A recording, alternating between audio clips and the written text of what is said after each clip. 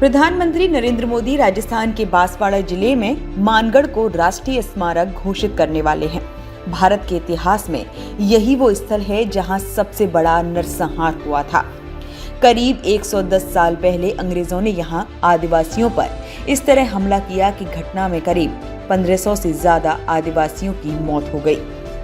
अंग्रेजों ने आदिवासियों को गोलियों से इस तरह छलनी किया कि पूरा पहाड़ और नीचे की जमीन खून से सन गई थी।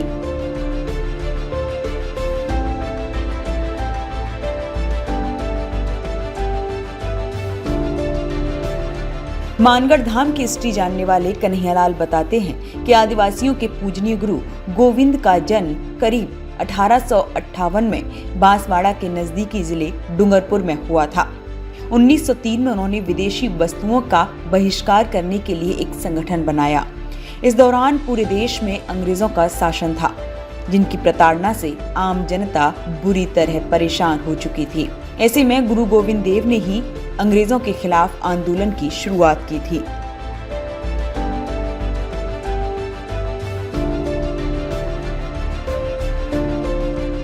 जब अंग्रेजों को ये बात पता चली तो उन्होंने इन आदिवासी लोगों पर हमले की तैयारी शुरू कर दी, लेकिन आदिवासियों को इस बात की बिल्कुल भी खबर नहीं थी कि उनके साथ कुछ होने वाला है।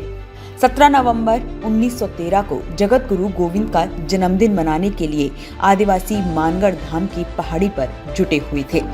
इसी दौरान तीनों ओर से अंग्रेजों ने आदिवासियों को घेर लिया और बंदूकों और तोपों से आदिवासियों पर हमले किए गए।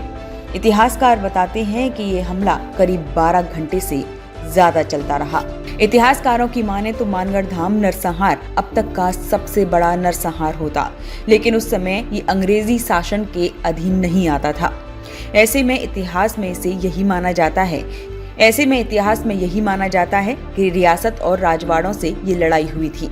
गौरतलब है कि प्रधानमंत्री ने अपनी एक सभा में कहा था कि उन्हें दुख है कि वे मानगढ़ धाम को राष्ट्रीय स्मारक घोषित नहीं कर पाए, लेकिन इस बार भाजपा करेगी। पिछले 1 साल से इसी काम में लगी हुई थी। पार्टी से जुड़े संगठन में जहां मानगढ़ धाम की मिट्टी लेकर यात्रा निकाली थी, तो कुछ नेता लगातार यहां सर्वे कर रहे थे।